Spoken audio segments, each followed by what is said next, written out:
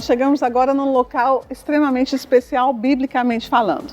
Nós acabamos de sair da casa de Simão o Curtidor, não é? Aonde Pedro estava, e chegamos aqui nesse local em que poucos metros, né? Nós temos poucos metros do local onde nós estamos até a casa de Simão o Curtidor. O que aconteceu nesse local? Pastor, por favor, leia o texto. Diz assim: retirando-se o anjo que falava, chamou 2 dos seus criados, um piedoso soldado dos que estavam ao seu serviço. E, havendo-lhes contado tudo, os enviou a Jope.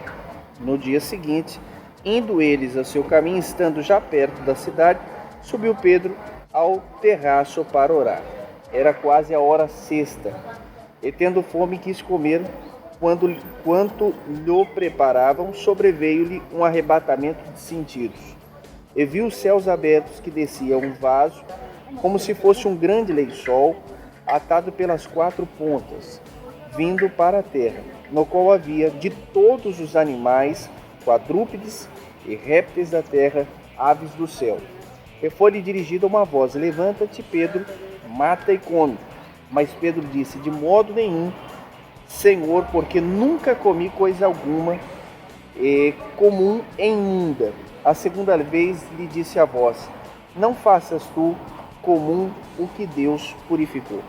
Então, a partir desse texto se falam os teólogos, né, que é o momento em que Pedro, Deus está dando uma ordem para Pedro de sair, né, o evangelho sair do meio judaico, que até então o evangelho estava no meio judaico, né, que é considerado os animais puros, né, através da lei de Levítico, que ele saísse do meio o evangelho saísse do meio dos judeus e fosse pregado também aos gentios, que eram considerados pela lei judaica impuros. Esse texto está falando basicamente disso, não é? E aqui está inserida dentro dessa ordem de Deus sobre a vida de Pedro, porque Pedro era muito tradicional.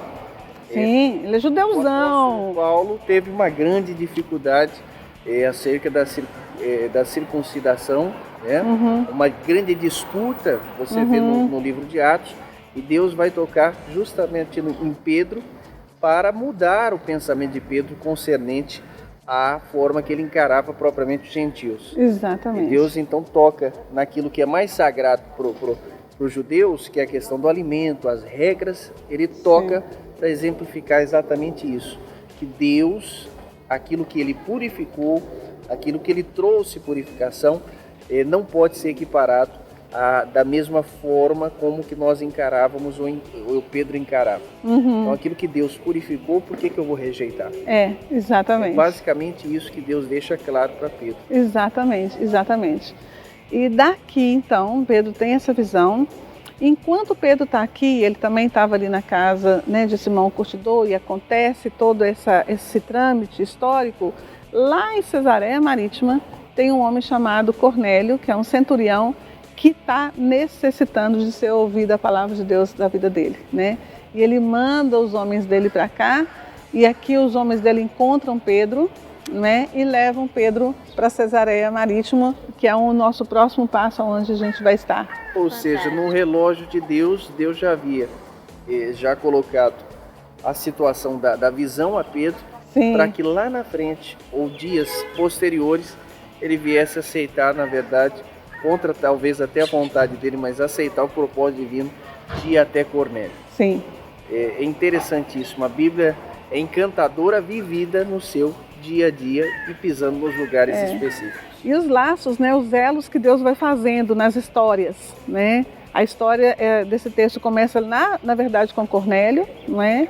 O texto vai começar lá com Cornélio, na situação lá, Cesareia. E Deus movendo aqui, né? Cesareia está mais ou menos a 100 e poucos quilômetros daqui, e Deus já movendo aqui o histórico para que Pedro entendesse e fosse de bom grado até Cornélio, que estava necessitado. Coisa linda, né? Deus trabalhando no coração de Pedro para que lá na frente também Pedro pudesse ter uma compreensão maior do propósito de Cristo sobre a terra e também o cristianismo implantado sobre a terra.